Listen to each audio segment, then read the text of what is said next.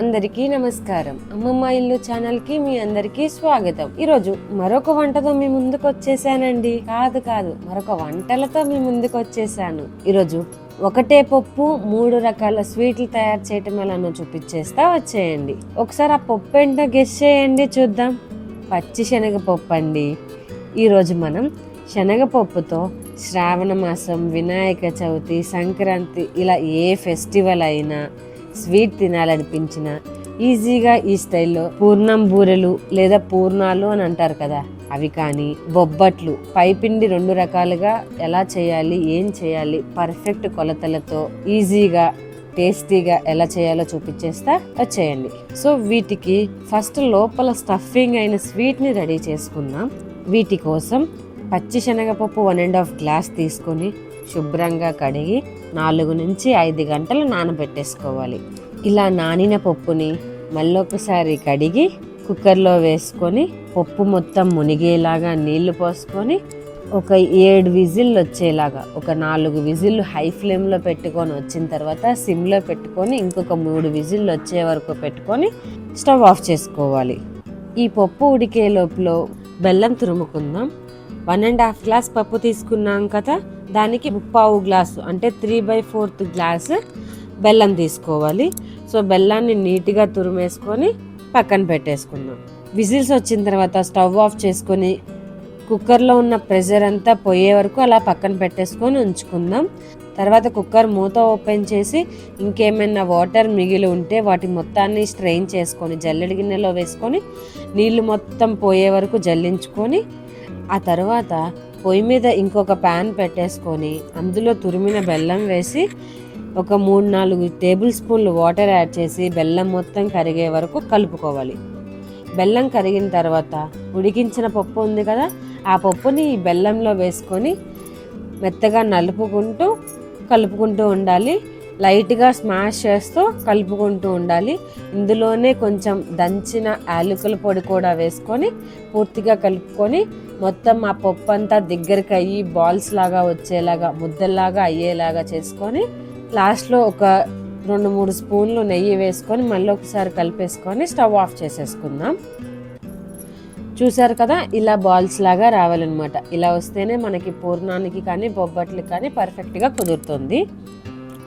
So stove off చేసేసుకొని పక్కన పెట్టేసుకొని ఒక 5-10 నిమిషాలు దీన్ని చల్లారనిచ్చేద్దాం. చూసారు కదా, లోపల స్టఫింగ్ అయితే రెడీ అయిపోయింది. ఇప్పుడు ఫస్ట్ పూర్ణాలు చేసేద్దాం.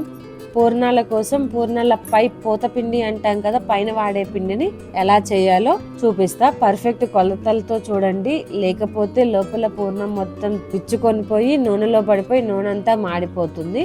సో పై పూత మ్యాండేటరీ నీట్గా చేసుకోవాలి. పూర్ణం పిండి కోసం ఫస్ట్ మినప్పప్పు 1 గ్లాస్, బియ్యం 2 గ్లాసులు తీసుకొని రెండింటిని కలిపి ఒక గిన్నెలో వేసుకొని శుభ్రంగా కడిగేసి 5 గంటల పాటు నానబెట్టుకోవాలి. ఇలా నానిన పప్పుని మళ్ళీ ఒకసారి శుభ్రంగా కడిగేసుకొని మిక్సీ జార్లో వేసుకొని గట్టి పిండిలాగా, ఎక్కువ నీళ్లు పోయకుండా గట్టిగా ఉండేలాగా పట్టుకొని పక్కన పెట్టేసుకుందాం. చూసారు కదా, మెత్తగా గట్టి టెక్స్చర్తో ఉంది. మినిమం ఈ గట్టిదనం అనేది ఉండాలి. ఇప్పుడు ఈ పిండిలో సాల్ట్ వేసి ఒకసారి కలుపుకొని పక్కన పెట్టేసుకుందాం. ఈ లోపల పొయ్యి మీద ప్యాన్ పెట్టేసుకొని అందులో సరిపడినంత నూనె వేసుకొని హీట్ అయ్యే వరకు ఉంచుకుందాం. ఈ పూర్ణాలకి ఆయిల్ హీట్ అయ్యే వరకు మాత్రమే హై ఫ్లేమ్లో ఉండాలి. ఒకసారి పూర్ణం వేస్తున్నాము అంటే స్టవ్ లో ఫ్లేమ్లో పెట్టుకొని మాత్రమే పూర్ణం వేయాలి, లేకపోతే మాడిపోతాయి. నూనె వేడయ్యే లోపల మనం లోపల స్టఫింగ్కి పక్కన పెట్టుకున్నాం కదా, వాటిని చిన్న చిన్న బాల్స్ లాగా చేసుకొని పిండిలో వేసుకుందాం. ఒకటి పిండిలో వేసుకొని ఆయిల్ హీట్ అయింది కదా, సిమ్లో పెట్టేసుకొని ఆ బాల్ని నీట్గా పిండిలో వేసుకొని మొత్తం పిండి అంతా బాల్ చుట్టూ అంటేలాగా చూసుకొని చిన్నగా నూనెలో వేసుకుందాం. చూసారు కదా, ఇలా మిగతావి కూడా వేసుకుంటే చాలా ఈజీగా పూర్ణాలు అనేవి రెడీ అయిపోతాయి అన్నమాట. వీటిని ఫస్టే అస్సలు కదిలించకూడదు, లోపల స్టఫింగ్ బయటకు వచ్చేస్తుంది. కొంచెం రంగు మారే వరకు మనం గంట పెట్టి అస్సలు కదిలించొద్దు.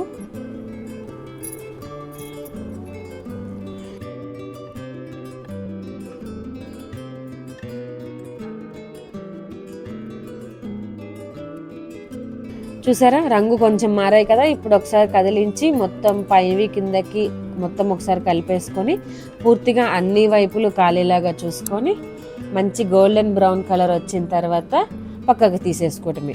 ఇలా మిగిలినవి కూడా చిన్న చిన్న బాల్స్ లాగా లోపల స్టఫింగ్ వేసుకోవడం, పిండిలో డిప్ చేసుకొని పై పిండి మొత్తం బాల్కి చుట్టూ అంటేలాగా చూసుకొని ఆయిల్లో వేసుకొని లో ఫ్లేమ్ మీద ఫ్రై చేసుకుంటే మన టేస్టీ పూర్ణాలు అనేవి రెడీ అయిపోయాయి. చూసారు కదా, చాలా ఈజీగా పర్ఫెక్ట్ కొలతలతో ఒక్క పూర్ణం కూడా బయటికి పిండి రాలేదు, నూనె ఎక్కడ ఒక్క దగ్గర కూడా నూనె నల్లగా మాడలేదు.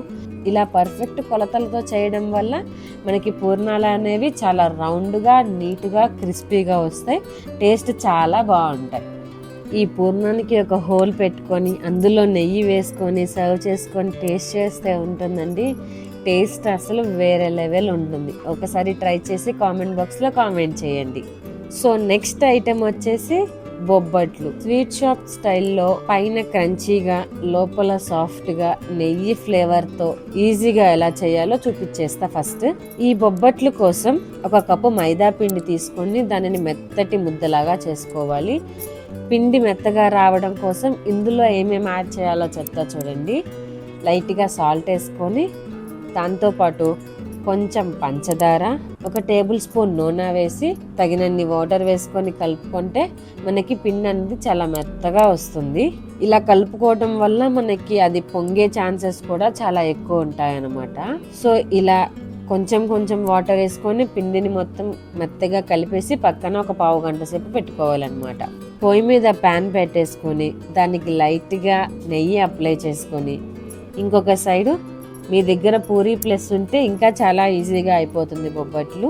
పూరీ ప్లస్కి పైన కింద ఒక కవర్ లాంటిది ఏదన్నా పెట్టేసుకొని దానికి కూడా నెయ్యి అప్లై చేసుకొని ఈ మైదా పిండిని తీసుకొని దాన్ని ఒక బాల్ లాగా చేసి చేతితో కొంచెం వెడల్పుగా ఒత్తుకొని అందులో ఏదైతే స్టఫింగ్ బాల్ తయారు చేసామో అది ఆ మైదా పిండి దాంట్లో పెట్టేసుకొని మొత్తం కవర్ అయ్యేలాగా కవర్ చేసేసుకొని ఆ పూరీ ప్లస్లో పెట్టేసుకొని ఒక్కసారి ప్రెస్ చేసామంటే బొబ్బట్టు అనేది రౌండ్గా నీట్గా వచ్చేస్తుంది. మరీ గట్టిగా ప్రెస్ చేయకండి, పప్పు బయటకు వచ్చేస్తుంది.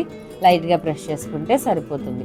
దాన్ని తీసి లైట్గా హీట్ అయిన పెనం మీద ఆల్రెడీ నెయ్యి అప్లై చేసాం కదా, దాని మీద ఈ బొబ్బట్టు వేసేసుకొని రెండు సైడ్లు సమానంగా కాలేలాగా కాల్చుకుంటే స్మెల్కే మనకి నోరు ఊరిపోతుంది కదా.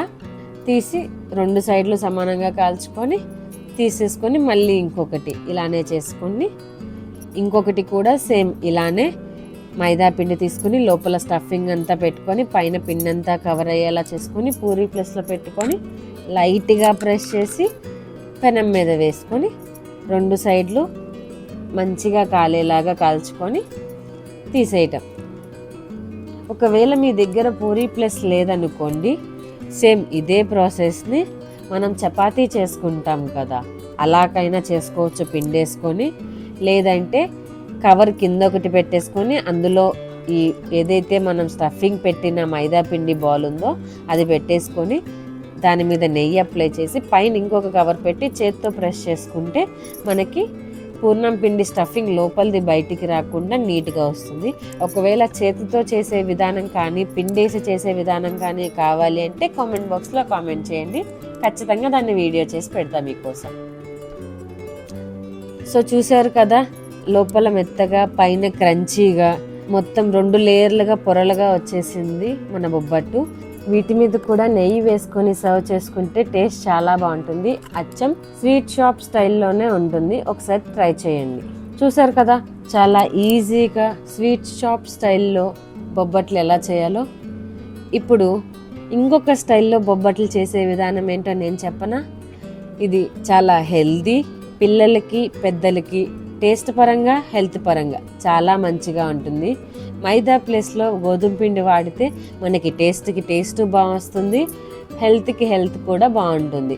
మనకి మైదా యూజ్ చేయటం వల్ల కొంచెం అందరికీ మైదా అనేది పడదు. మైదా అంత ప్రిఫర్ చేసే ఐటెం కాదు కాబట్టి సెకండ్ ఆప్షన్లో మీకు ఇది గోధుమ పిండితో చేసే విధానం మీకోసం చేస్తున్నా. నేనైతే ఇంట్లో ఖచ్చితంగా అన్ని ఐటమ్స్ ఎక్కువ గోధుమ పిండి యూజ్ చేసే చేస్తుంటా. దీని ప్రాసెస్ కూడా ఎలా చేయాలో చెప్తా, ఒకసారి చూసేయండి.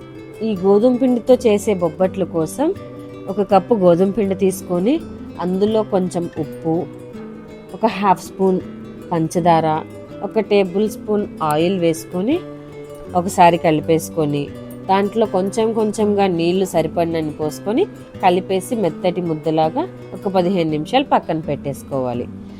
ఈ కలిపిన దాని మీద లైట్గా ఆయిల్ అప్లై చేసుకొని పక్కన పెట్టుకుంటే మనకి పైన ఉన్న లేయర్ అనేది ఎండిపోకుండా గట్టిపడకుండా ఉండడం కోసం మాత్రమే మనం పైన అప్లై చేస్తుంటాం ఆయిల్. అలా ఒక 15 నిమిషాలు పక్కన పెట్టేసుకుంటే పిండి మొత్తం నానిపోతుంది, పిండి చాలా మెత్తగా వస్తుంది. బొబ్బట్లకి పై పిండి మెత్తగా ఉంటేనే మనకి బొబ్బట్లు పొంగుతాయి, చాలా సాఫ్ట్గా వస్తాయి. సో దీనికోసం ఆల్రెడీ లోపల స్టఫింగ్ రెడీగా ఉంది కదా, పొయ్యి మీద ప్యాన్ పెట్టేసుకుని దానికి నెయ్యి అప్లై చేసుకొని సేమ్ ఇందాకట్లాగానే పూరీ ప్లస్లో కవర్ పెట్టేసుకొని దానికి కూడా నెయ్యి అప్లై చేసుకొని గోధుమ పిండిని చపాతీకి చేసినట్టుగా బాయిల్ చేసి దాన్ని చేతితో కొంచెం ప్రెస్ చేసుకొని కొంచెం వెడల్పుగా చేసుకొని లోపల స్టఫింగ్ బాల్స్ రెడీ చేసుకున్నాం కదా, ఆ బాల్స్ని తీసుకొచ్చి ఈ గోధుమ పిండి దాని మీద పెట్టేసి మొత్తం ఆ స్టఫింగ్ మొత్తం కవర్ అయ్యేలాగా గోధుమ పిండితో కవర్ చేసుకొని దాన్ని పూరీ ప్లేస్లో పెట్టేసుకొని ప్రెస్ చేసుకోవాలి. లైట్గానే ప్రెస్ చేసుకోవాలి, ఎక్కువ ప్రెస్ చేసుకుంటే మనకి పిండి అనేది లోపల ఉన్న స్టఫింగ్ అనేది బయటకు వచ్చేస్తుంది. దాన్ని తీసి లైట్గా వేడైన పెనం మీద సిమ్లో పెట్టుకొని 2 సైడ్లు సమానంగా కాల్చుకొని తీసేసుకోవడమే. సేమ్ మళ్ళీ ఇలానే నెక్స్ట్ బొబ్బట్టు కూడా గోధుమ పిండి తీసుకొని కొంచెం ఒత్తుకొని అందులో స్టఫింగ్ పెట్టేసుకొని మొత్తం కవర్ అయ్యేలాగా చేసుకొని పూరీ ప్లేస్లో పెట్టుకొని ఒత్తేసుకుందాం. దాన్ని కూడా పెనం మీద వేసేసుకుందాం. ఒకవేళ పూరీ ప్లస్ మీ దగ్గర అందుబాటులో లేకపోతే దీన్ని యాజ్ ఇట్ ఈస్ మనం చపాతీ చేసుకున్నట్లుగా చేసుకోవచ్చు. చేతిలో గోధుమ పిండి తీసుకుంటాం కదా వెడల్పుగా, దాని మీద స్టఫింగ్ పెట్టేసుకొని మొత్తం కవర్ చేసుకొని దానికి చుట్టూ పొడిపిండి అంటించేసుకొని చపాతీ కర్రతో చపాతీ చేసుకున్నట్లుగా చేసుకొని దాన్ని పెనం మీద వేసుకొని 2 సైడ్లు కాల్చుకున్నా కూడా మనకి పర్ఫెక్ట్గా వస్తుంది. అంత తొందరగా గోధుమ పిండితో చేసిన బొబ్బట్లు అనేవి లోపల పిండి త్వరగా బయటికి రాదు, చాలా ఈజీగా చేసుకోవచ్చు, చాలా పర్ఫెక్ట్గా వస్తాయి. దీంట్లో ఎటువంటి డౌట్ ఉండదు. టేస్ట్ కూడా స్వీట్ షాప్ స్టైల్ని కూడా ఇది క్రాస్ చేసేస్తుంది, అంత బాగుంటాయి. చూసారు కదా, చూడడానికి ఎంత మెత్తగా, పైన క్రంచీగా, లోపల మెత్తగా, పప్పు మొత్తం బయటికి అస్సలు రాకుండా చాలా నీట్గా ఉన్నాయి. హెల్తీగా టేస్టీగా చేసుకోవాలి అనుకున్నప్పుడు నెయ్యి, గోధుమ పిండి, శనగపప్పు, బెల్లం వీటిని యూస్ చేసుకొని ఇలా స్వీట్స్ చేసుకుంటే హెల్త్కి హెల్త్ చాలా బాగుంటుంది, నోటికి రుచి బాగా దొరుకుతుంది.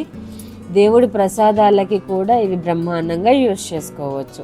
వీడియో నచ్చితే లైక్ చేయండి, మీ ఫ్రెండ్స్కి షేర్ చేయండి. ఇప్పటి వరకు ఛానల్ని సబ్స్క్రైబ్ చేయకపోతే వెంటనే సబ్స్క్రైబ్ చేయండి. పక్కనే ఉన్న బెల్ ఐకాన్ కొట్టడం మర్చిపోకండి. Thanks for watching.